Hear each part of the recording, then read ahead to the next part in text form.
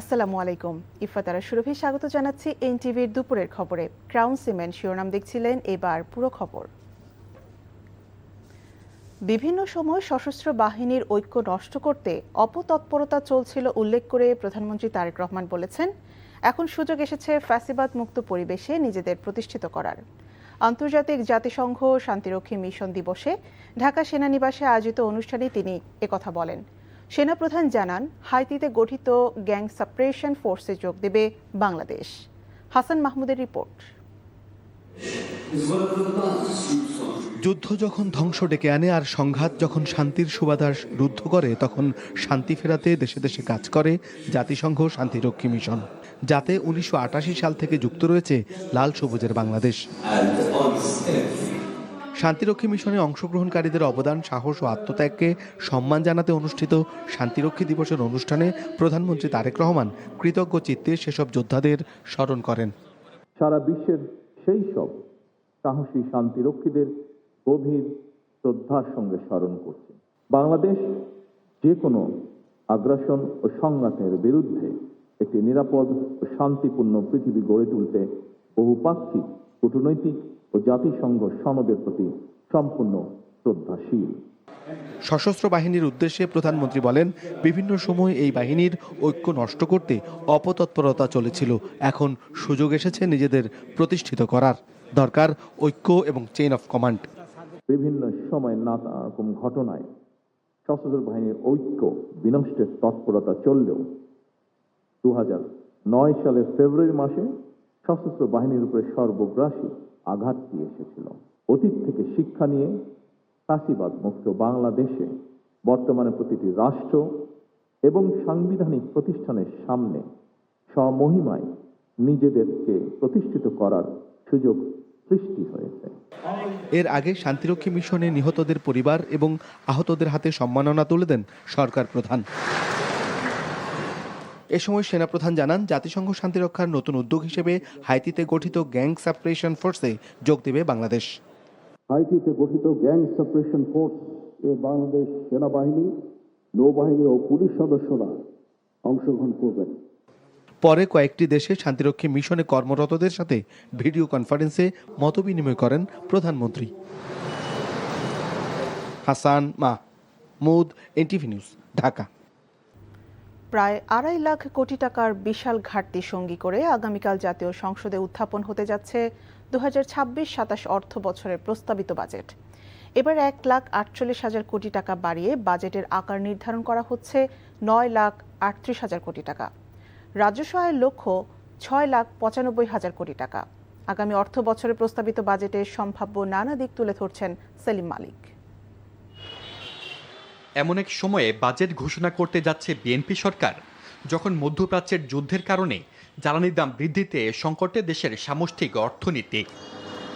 বাজারে প্রায় 9.5% মূল্যস্ফীতিতে নাবিশ্বাস ছুটছে নিম্ন ও মধ্যবিত্তের। রেমিটেন্সের উপর ভর করে কেন্দ্রীয় ব্যাংকের রিজার্ভ $30 বিলিয়ন ছাড়ালেও ডলারের দাম 122 টাকার ওপরে। এমন বাস্তবতায় চলতি অর্থ বছরের তুলনায় 1,48,000 কোটি টাকা বাড়িয়ে 9,38,000 কোটি টাকার বাজেট ঘোষণা করবেন অর্থমন্ত্রী আমির খসরু মাহমুদ চৌধুরী। স্বাধীন বাংলার 55তম এ বাজেটের জিডিপির প্রবৃদ্ধি 1% বাড়ানোর পরিকল্পনা করছে সরকার। প্রবৃদ্ধির লক্ষ্য নির্ধারণ করা হচ্ছে 6.5%। বাজেটে ঘাটতি কমাতে চলতি অর্থ বছরে বড় ধরনের কাটছাঁট করা হলেও আগামী অর্থ বছরে বার্ষিক উন্নয়ন কর্মসূচি এডিবিতে বরাদ্দ বাড়ছে প্রায় 34%। উন্নয়ন খাতে খরচের টার্গেট করা হচ্ছে 3 লাখ কোটি টাকা।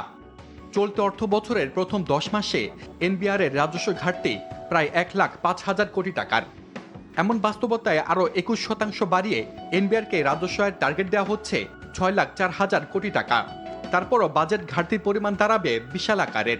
ঘাটতির পরিমাণ 2,43,000 কোটি টাকা, যা চলতি অর্থ বছরের তুলনায় 7.5% বেশি। ঘাটতি পূরণে এবারও দেশীয় উৎসের পাশাপাশি বড় অঙ্কের বিদেশি ঋণের ওপর নির্ভর করতে হচ্ছে সরকারকে। এবার দেশের ব্যাংক, সঞ্চয়পত্র এবং অন্যান্য খাত থেকে 1,35,000 কোটি টাকা ঋণ নেওয়ার পরিকল্পনা করছেন অর্থমন্ত্রী। আর বিদেশি উৎসের মধ্যে জাপান, এডিপি, ওপেক এবং অন্যান্য সংস্থা থেকে ঋণ নেওয়া হবে আরও 1,16,000 কোটি টাকা। অস্থিতিশীল অর্থনীতি আর বাজারে পণ্যের লাগামহীন দাম। এমন বাস্তবতায় আগামী অর্থ বছরে মূল্যস্ফীতি কমানোর সাহস দেখাতে পারছে না নতুন সরকার। চলতি অর্থ বছরের তুলনায় 1% বাড়িয়ে মূল্যস্ফীতির লক্ষ্য নির্ধারণ করা হচ্ছে 7.5%। অর্থাৎ বাজারে দামের চাপ আরও 1 বছর সহ্য করতে হবে সাধারণ মানুষকে।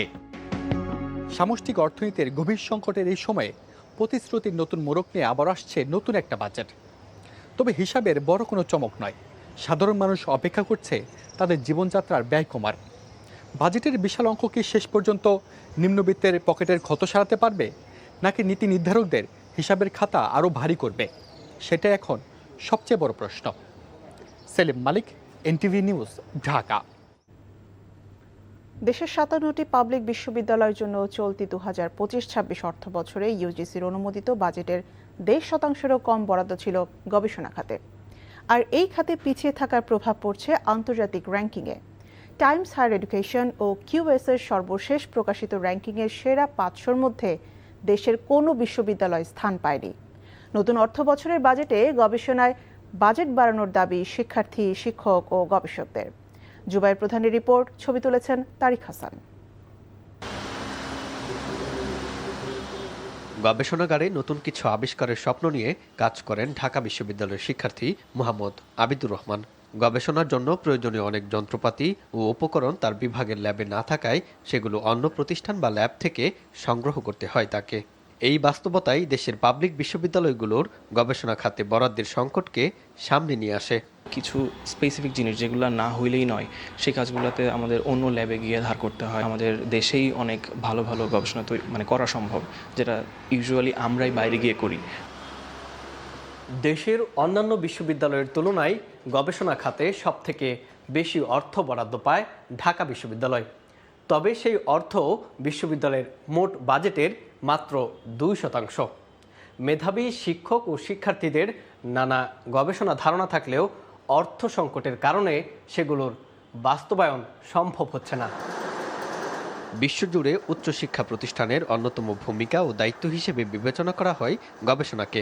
তবে দেশের বিশ্ববিদ্যালয়গুলো বৈশ্বিক জ্ঞানচর্চার এই সংস্কৃতিতে বহুদিন ধরেই পিছিয়ে রয়েছে। শিক্ষার্থীরা গবেষণা কাজে যুক্ত থাকলেও তাদেরকে নানা সীমাবদ্ধতার মুখোমুখি হতে হয় অর্থ সংকটের কারণে। আলোর মুখ দেখতে পারতো যে গবেষণা, সেটা কিন্তু আমি পাচ্ছি না।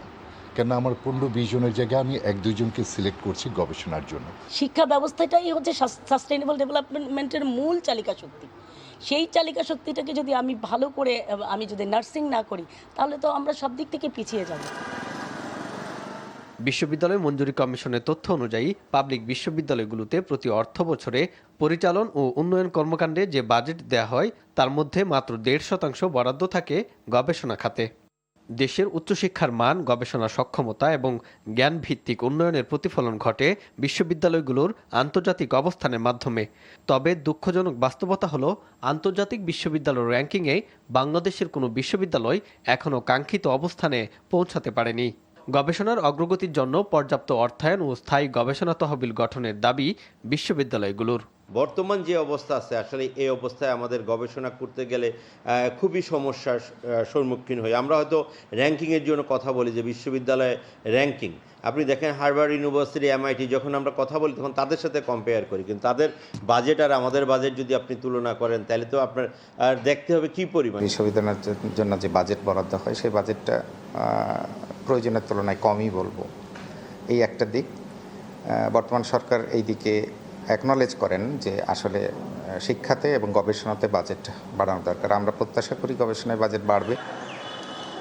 উচ্চশিক্ষাকে আরও গতিশীল করতে দেশের পাবলিক বিশ্ববিদ্যালয়গুলোতে গবেষণায় বরাদ্দ বাড়ানোর দিকে নজর দেওয়ার কথা জানায় বিশ্ববিদ্যালয় মঞ্জুরি কমিশন।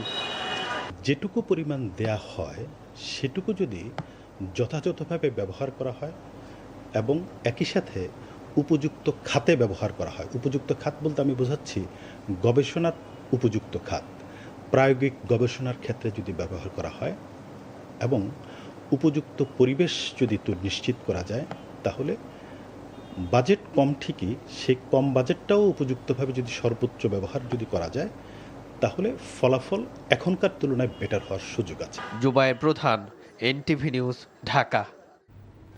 পরিবেশ সুরক্ষায় বৈজ্ঞানিক উপায় খুঁজতে শিক্ষক শিক্ষার্থীদের ভূমিকা রাখার আহ্বান জানিয়েছেন জিয়াউর রহমান ফাউন্ডেশনের ভাইস চেয়ারম্যান ডাক্তার জুবাইদা রহমান।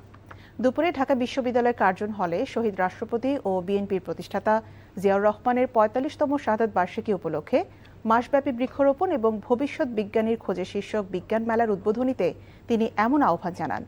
বৃক্ষরোপণ শুধু কর্মসূচির মধ্যে সীমাবদ্ধ না রেখে জনগণকে সম্পৃক্ত করে সামাজিক ও অর্থনৈতিক কর্মকাণ্ডে রূপান্তর করার আহ্বানও জানান তিনি। সরকারের ২৫ কোটি বৃক্ষরোপণ কর্মসূচির অংশ হিসেবে জিয়াউর রহমান ফাউন্ডেশন প্রতিটি পাবলিক বিশ্ববিদ্যালয়ে ৫০০ করে গাছ রোপণ করার উদ্যোগ নিয়েছে বলে জানানো হয়।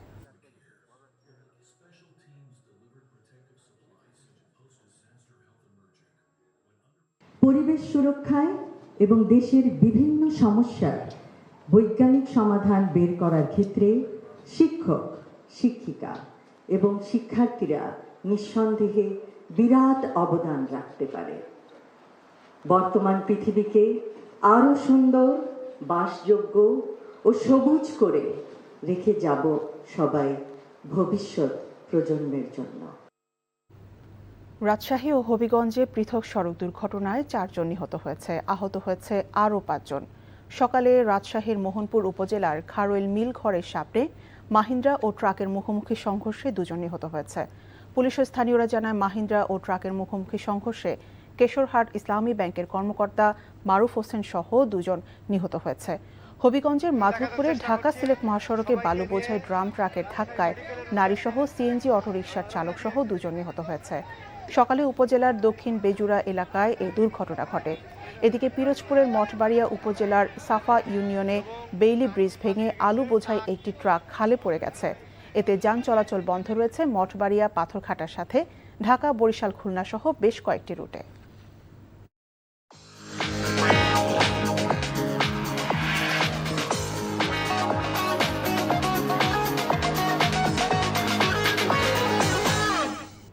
মার্কেন্টাইল ব্যাংক অর্থনীতির খবর। চট্টগ্রাম বন্দরে গুরুত্বপূর্ণ টার্মিনাল পরিচালনায় বিদেশি অপারেটর নিয়োগের জন্য সরকারি তৎপরতার প্রতিবাদ জানিয়েছে শ্রমিক কর্মচারী ঐক্য পরিষদ স্কোপ। সকালে চট্টগ্রামের জেলা পরিষদ চত্বরে সমাবেশ করে স্কোপ নেতারা কর্মীরা। এ সময় বক্তারা অভিযোগ করে বলেন, চট্টগ্রাম বন্দরের গুরুত্বপূর্ণ টার্মিনাল সমূহ বিশেষ করে New Mooring Container Terminal NCT, Chittagong Container Terminal CCT, General Cargo Berth জিসিবির সংশ্লিষ্ট অবকাঠামো বিদেশি অপারেটরের কাছে হস্তান্তরের উদ্যোগ পুনরায় সক্রিয় করা হয়েছে।